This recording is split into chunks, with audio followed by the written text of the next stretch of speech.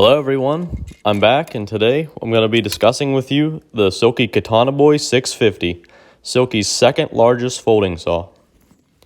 This saw is lightweight, portable, requires practically no maintenance, and might be a great alternative to the American crosscut saw. The blade of this saw is 650 millimeters in length, or about 25.5 inches. The blade thickness is about double that of the Silky Big Boy, shown above. One of the best parts about this saw is that it has practically no maintenance involved. A big part of this is that it has what is called non-set teeth, meaning that the teeth do not take on an angle that you have to keep setting and resetting so that it cuts efficiently. One great thing about the design of this saw is that it's very comfortable to cut horizontally, say in the back cut when you're using an axe.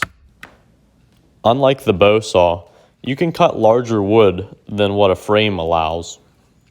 Additionally, you can put in wedges to expand the kerf. With the bow saw, the frame gets in the way, making this impossible. Don't be fooled. This saw may look pretty easy to use, but it's actually quite tiresome and uncomfortable, particularly when you're sawing on the ground. The design of the handle is a major flaw. The angle doesn't allow you to cut down low. Whenever you're using a bow saw, it's much more comfortable. Your hands are on top of the saw and you can cut much lower to the ground. For whatever reason, this saw only offers you one locking position opposed to the two that most Silky saws have, such as the Big Boy.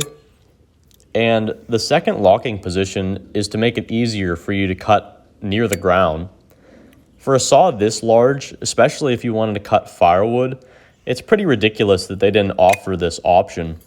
In fact, the blade is more so curved so that you would be using this blade overhead, which doesn't really make sense for wood as large as this thing can cut. The only way to counteract this is by elevating whatever you're cutting. It should also be said that this saw is no replacement for a chainsaw when doing real work when you need to have a lot of firewood cut. So if you just have a little bit of wood to cut, say at camp, I'd recommend a bow saw. If you have a lot of wood to cut, say for the fireplace, I would recommend you invest in a chainsaw. But if you're like me and you like axe work and you want a handy saw to keep on the trail, the Silky Katanaboy is definitely the way to go.